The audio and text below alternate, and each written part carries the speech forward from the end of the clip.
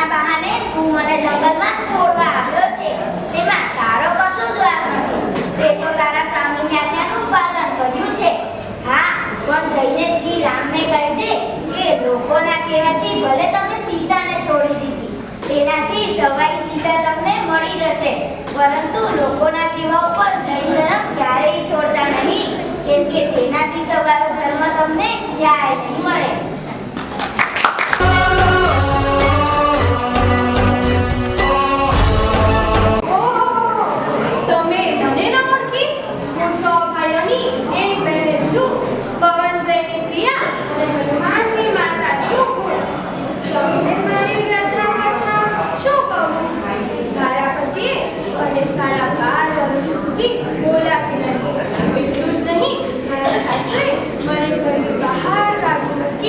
તો મારા માતા પિતાએ પણ મને જાકાર આપ્યો, પણ મેં કોઈને દોષિત નથી ગણ્યા.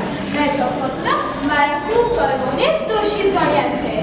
મેં મારા કુકર્મોને હસતા હસતા ભોગવ્યા તો ફરી સહુએ મને સહજ સ્વીકારી લીધી. ઓ પુણ્યવંતો, તો તમે પણ તમારા દુઃખના સમયમાં કોઈને દોષિત ન ગણતા, તમારા કુકર્મોને દોષિત ગણી એને સમતા ભાવે ભોગવશો તો જરૂર ફાવી જશો.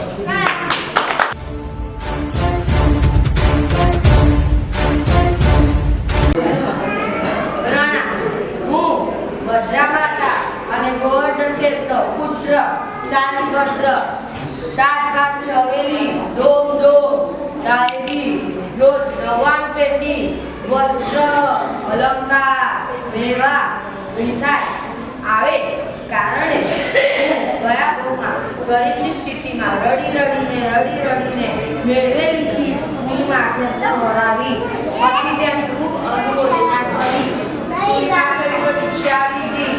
શરીરનો મોં છોડીને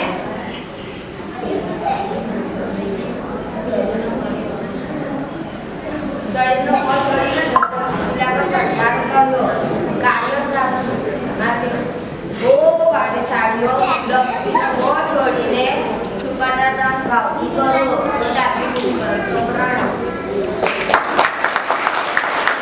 અને અનુપમા દેવી એમની વાત આવે ત્યારે જે વાત ફિલિંગ કંઈક જુદી હોય, અને દરેક વાત એ આપણને છે પ્રેરણા આપે છે, અંદર હૃદયમાં છે કંઈક માર્ગદર્શન ઉત્પન્ન કરી આપે છે, અને એક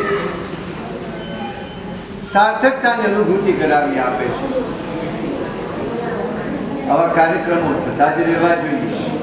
હા, અહીંયા એક વાત ચોક્કસ કહેવા જેવી લાગે છે કે આપણે અહીંયા જેમ કાર્યક્રમોને મહત્વ આપવામાં આવે છે, એની સાથે કેટલીક ચીજો ખૂબ જ સારી રીતે આપણે ગંભીરતાથી વિચારવા જેવી છે.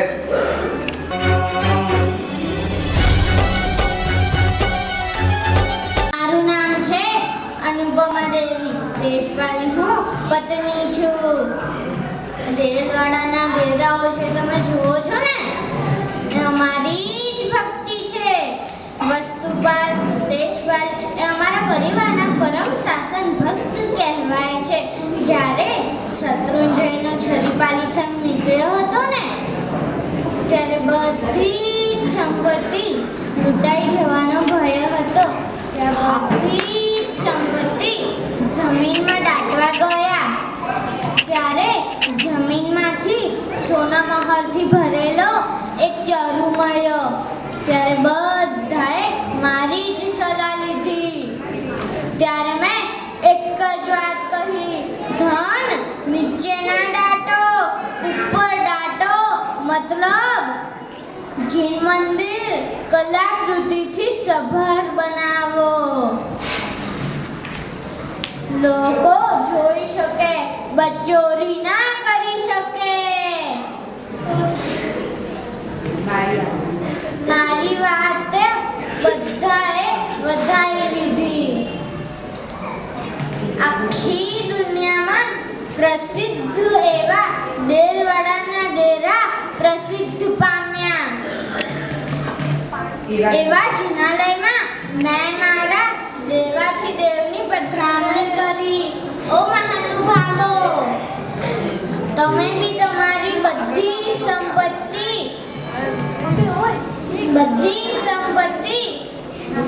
ત્રણ લોકના નાથ એવા પ્રભુની પધરામણી કરવા સુંદર જિનાલય બંધાવવામાં તમારો જન્મ જરૂર સુધરશે.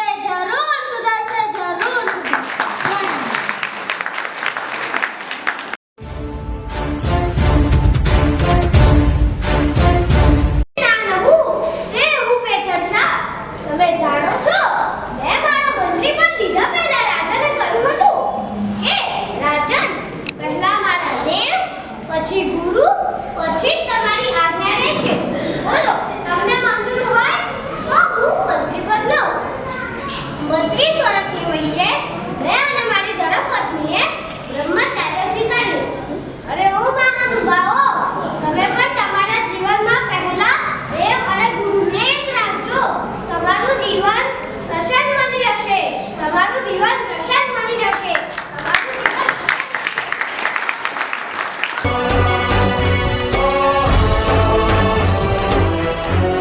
ઓ મહાનુભાવો, તમે મને ન ઓળખી?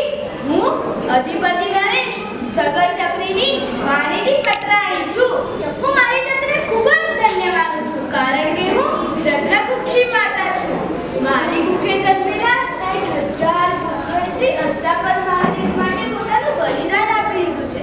અરે ઓ મહાનુભાવો, તમે પણ તીર્થ રક્ષા માટે પોતાના પ્રાણ ન્યોછાવર રાખવાની તૈયારી રાખજો. તો તમારું જીવન ધન્ય બની જશે. તો તમારું જીવન ધન્ય બની જશે. તો તમારું જીવન ધન્ય બની જશે.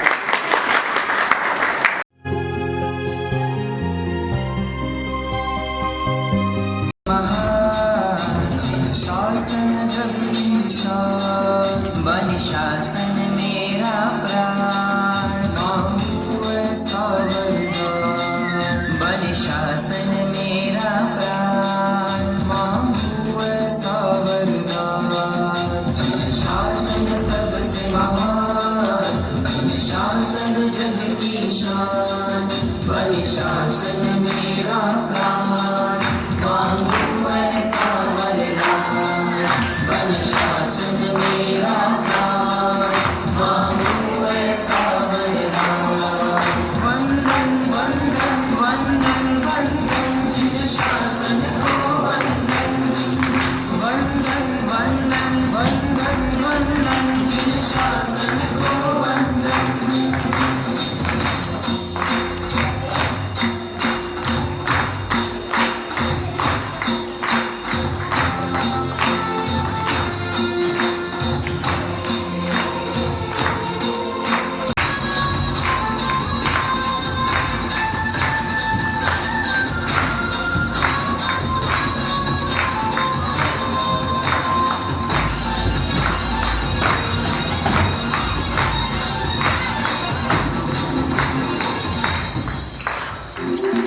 भले आए मिटाने जिन शासन को आंधिया तूफान नहीं मिटने देंगे हम कभी इस जिन शासन की शान कर देंगे रक्त की बूंद बूंद को शासन पर कुर्बान कर ही यही अरमान सभी जीव बने भगवान शासन सबसे महान